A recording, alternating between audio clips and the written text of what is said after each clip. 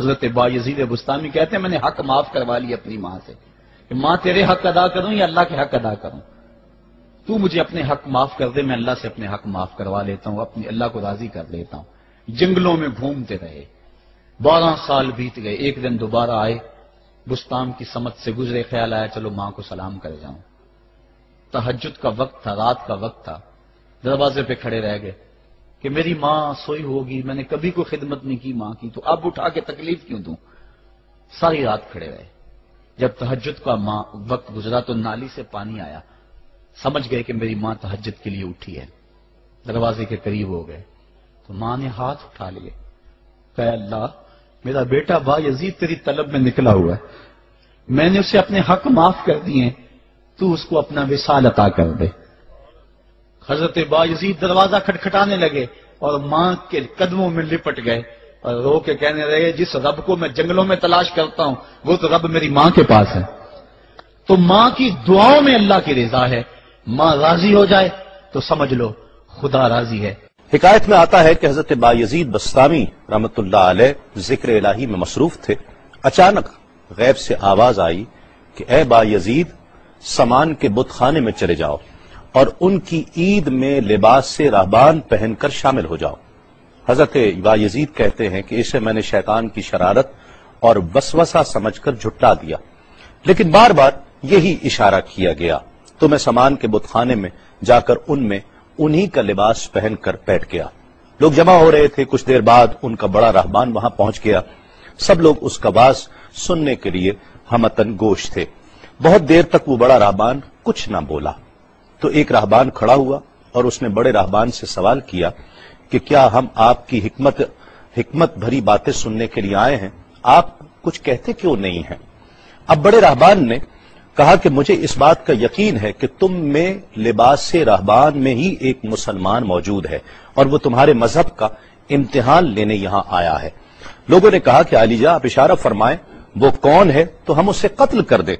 بڑے راہبان نے کہا کہ نہیں، اسے قتل نہ کرو، بلکہ ہم علم و حکمت اور دلیل و حجت سے اسے شکست دیں گے۔ پھر راہبان نے اونچی آواز میں کہا اے محمدی،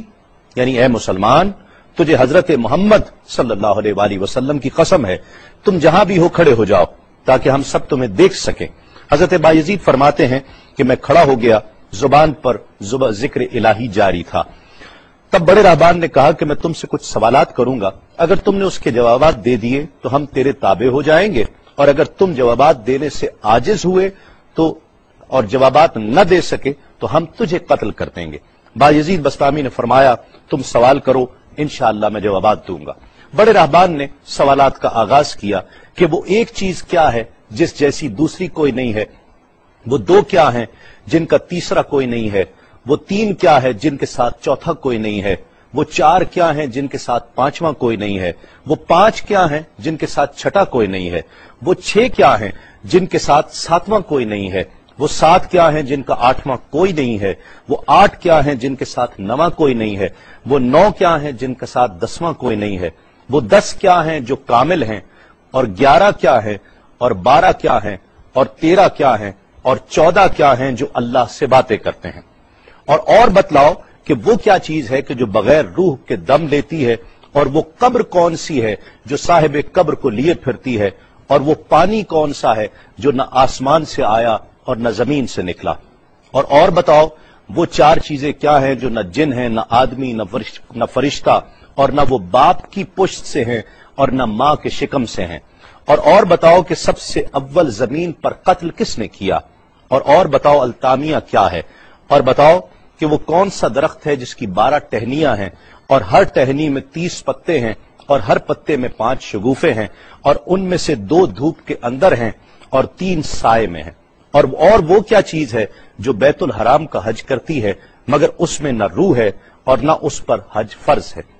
اور بتاؤ رات کہاں جاتی ہے جب دن نکلتا ہے اور جب رات ہو جاتی ہے تو دن کہاں چلا جاتا ہے۔ یہ سوالات کر کے راہبان خاموش ہو گیا۔ حضرت بایزید بستامی جو اب تک بڑے سکون اور تأمل کے ساتھ سوال سن رہے تھے، فرمایا سوالات ختم ہوئے یا اور بھی کوئی سوال ہے؟ راہبان نے کہا بس ان سوالات کے جوابات دو۔ حضرت بایزید بستامی فرماتے ہیں کہ اگر میں ان سوالات کے جوابات دے دوں تو کیا رسول اللہ صلی اللہ علیہ وآلہ وسلم پر ایمان لے آؤ گے؟ رہبان نے کہا کہ ہاں، اگر تم ان سوالات کے جوابات دے دو تو ہم سب مسلمان ہو جائیں گے۔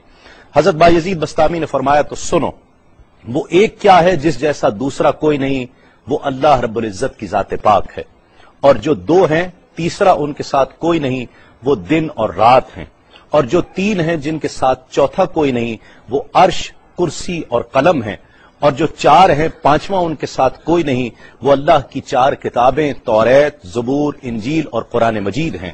اور جو پانچ ہیں چھٹا ان جیسا کوئی نہیں، وہ مسلمان پر پانچ فرض نمازیں ہیں، اور جو چھ ہیں وہ 6 دن ہیں جن کے لیے ارشاد ہوا وَلَقَدْ خَلَقْنَا السَّمَاوَاتِ وَالْأَرْضِ وَمَا بَيْنَهُمَا فِي 6 أَيَّامٍ، اور 7 جن کے ساتھ 8واں کوئی نہیں، وہ 7 آسمان ہیں، اور جو 8 ہیں جن کے ساتھ 9واں کوئی نہیں، وہ عرش عظیم اٹھانے والے 8 فرشتے ہیں، اور جو 9 ہیں 10واں ان کے ساتھ کوئی نہیں، وہ 9 افراد کا گروہ ہے جنہوں نے زمین پر فساد کیا، جن کی اللہ نے قرآن مجید میں خبر دی ہے، اور جو 10 کاملہ ہیں وہ 10 فرائض ہیں جو مکہ معظمہ میں حاجیوں پر واجب ہیں جبکہ وہ حرم میں موجود ہوتے ہیں، اور 11 وہ حضرت یوسف علیہ السلام کے 11 بھائی ہیں جن کا تذکرہ قرآن مجید نے کیا ہے، اور 12 مہینے ہیں 1 سال کے، اور جو 13 ہیں وہ 13 حضرت یوسف علیہ السلام کے خواب ہیں، اور جو 14 ہیں وہ 14 جو رب سے کلام کرتے ہیں، وہ 7 آسمان اور 7 زمینیں 14 ہیں جو رب سے کلام کرتے ہیں، اور وہ چیز جس کے لیے تم نے پوچھا کہ جو بغیر روح کے سانس لیتی ہے وہ صبح ہے، اور وہ قبر جس کے لیے تم نے پوچھا کہ جو صاحب قبر کو لیے پھرتی ہے وہ یونس علیہ السلام کی مچھلی ہے، اور وہ پانی جو آسمان سے آیا نہ زمین سے آیا وہ شیشہ ہے جس میں بلقیس نے حضرت سلیمان علیہ السلام کے پاس گھوڑے کا پسینہ بھیجا تھا، اور وہ 4 جو نہ باپ کی پشت سے ہیں نہ ماں کے شکم سے ہیں، ان میں سے ایک حضرت اسماعیل علیہ السلام کی جگہ قربان ہونے والا دمبا ہے، دوسری حضرت صالح علیہ السلام کی اونٹنی ہے، تیسرے آدم علیہ السلام، اور چوتھی بی بی حوا علیہ السلام ہے۔ زمین پر پہلا قتل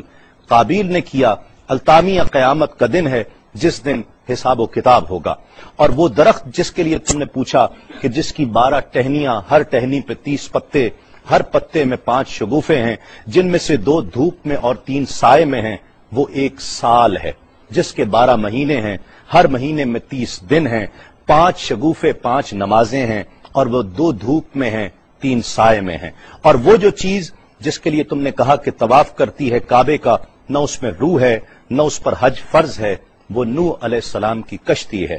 وہ دن اور رات اللہ رب العزت کے علم میں پوشیدہ ہو جاتے ہیں۔ جب حضرت بایزید بسطامی علیہ الرحمہ نے سب سوالات کے جوابات دے دیے